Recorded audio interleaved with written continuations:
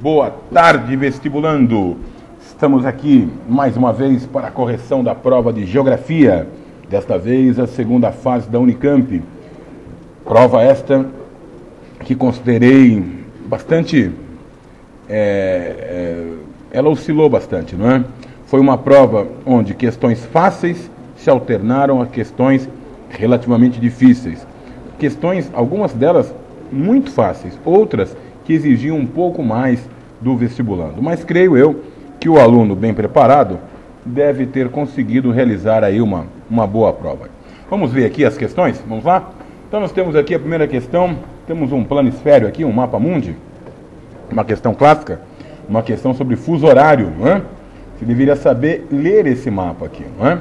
Dê uma olhada aqui. A próxima Olimpíada ocorrerá em 2008 e será realizada na China, tendo como sede a cidade de Pequim. Vamos ver aqui. Então nós temos aqui, ó, o referencial aqui, o zero. Esse zero o que é? Esse zero aqui é o horário mundial de Londres, o horário do meridiano de Greenwich. Então aqui nós temos o horário de Greenwich. E os demais fusos ou estão com horários atrasados em relação a Greenwich, no caso, as áreas do hemisfério ocidental, ou adiantadas, no caso, as áreas do hemisfério oriental. Então, por exemplo, Brasília está, segundo aqui, ó, o horário oficial do Brasil, horário de Brasília, menos 3 horas atrasadas em relação ao meridiano de Greenwich. Menos 3 GMT. Pequim, está aqui, ó. Pequim está a mais 8 horas adiantadas em relação ao meridiano de Greenwich. Então a diferença é 8, Pequim, mais 3. Então, Brasília, menos 3, Pequim, mais 8, temos a diferença de 11 horas. 11 horas é a diferença entre Pequim e Brasília. Portanto, a pergunta pede, quando forem 18 horas em Pequim, que horas serão em Brasília? Está aqui, 18 horas em Pequim, 7 horas em Brasília, do dia 8 de agosto de 2008. Uma questão extremamente fácil.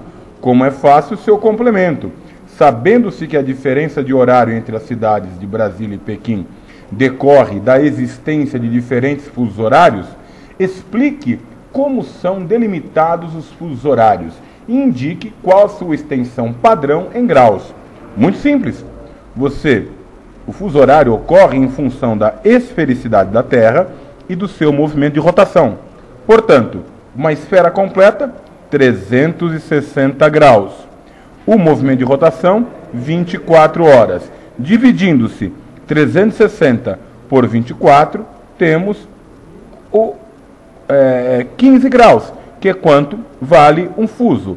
Um fuso corresponde a 15 graus no sentido longitudinal.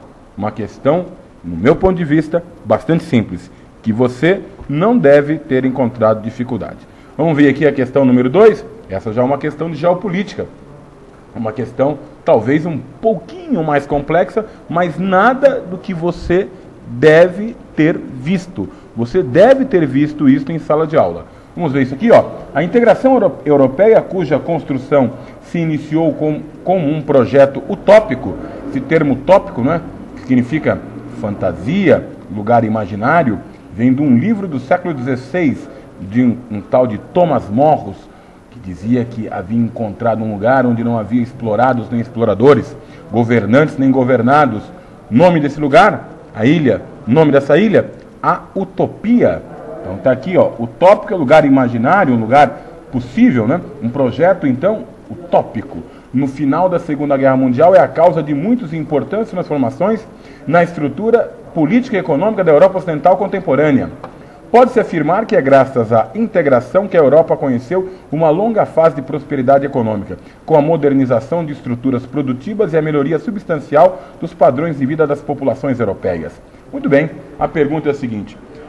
Para alguns, a União Europeia, que hoje presenciamos, ela tem o seu início em 1952, quando é criada a SECA.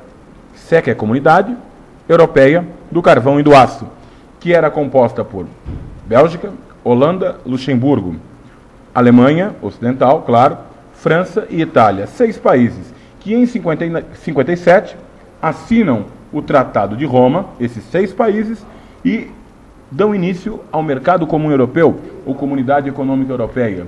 E ele pede que você diga aqui, sucintamente, de forma resumida, os principais objetivos dessa integração.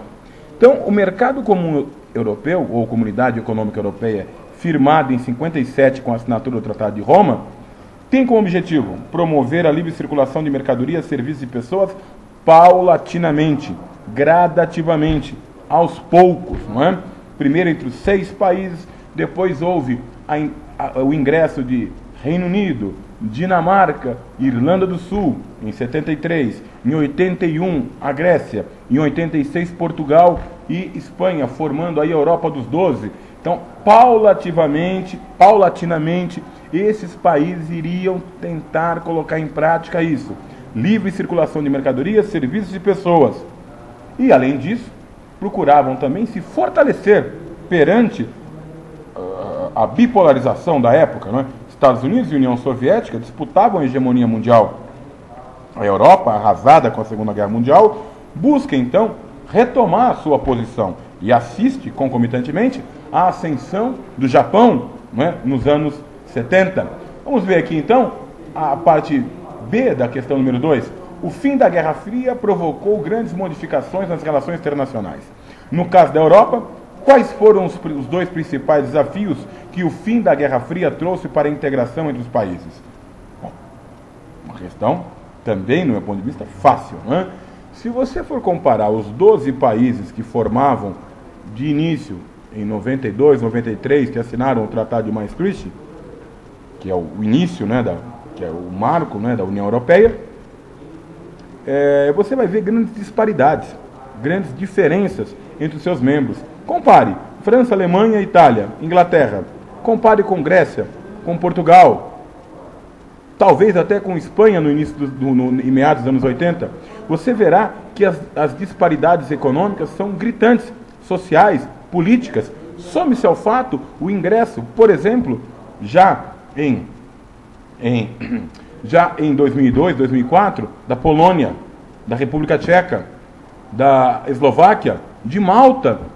São países que possuem grandes diferenças em relação às potências europeias. Isso dificulta a sua integração, não é? Nós temos também aí o ressurgimento das ideologias totalitárias que defendem o nacionalismo, a xenofobia, não é? Neofascismo, neonazismo, como empecilho para a integração europeia, não é? Então, disparidade econômica, social e política e ressurgimento de ideologias totalitárias. Seria uma boa resposta você colocar na questão de número 2, parte B. Olha a terceira, outro mapa mundi, dessa vez com regiões áridas, regiões desérticas. Temos aqui deserto de Atacama, norte do Chile, deserto de Chihuahua, norte do México, Vale da Morte, deserto do Colorado, deserto do Arizona, na região aqui dos Estados Unidos, Saara, norte da África, deserto arábico, Península Arábica, temos aqui o deserto de Kalahari na África, enfim, grandes regiões desérticas.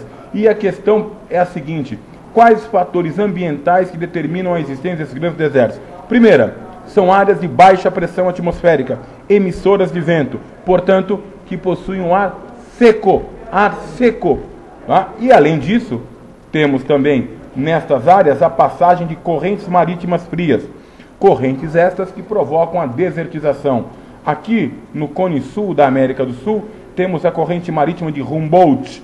Aqui, nós temos aqui a corrente das Canárias, no litoral africano ocidental, corrente de Benguela, não é? Corrente da Califórnia, nesta região aqui da América do Norte. Portanto, passagem de correntes marítimas frias e áreas de alta pressão atmosférica seria uma boa resposta para você. E a parte B diz o seguinte: apesar da escassez d'água, alguns desertos são povoados. Quais as intervenções que possibilitam uma sociedade viver nessas áreas? Irrigação, fertilização do solo, introdução de fauna e flora apropriadas a essas condições naturais? Isso você deveria ter respondido. Voltaremos em breve com mais resolução.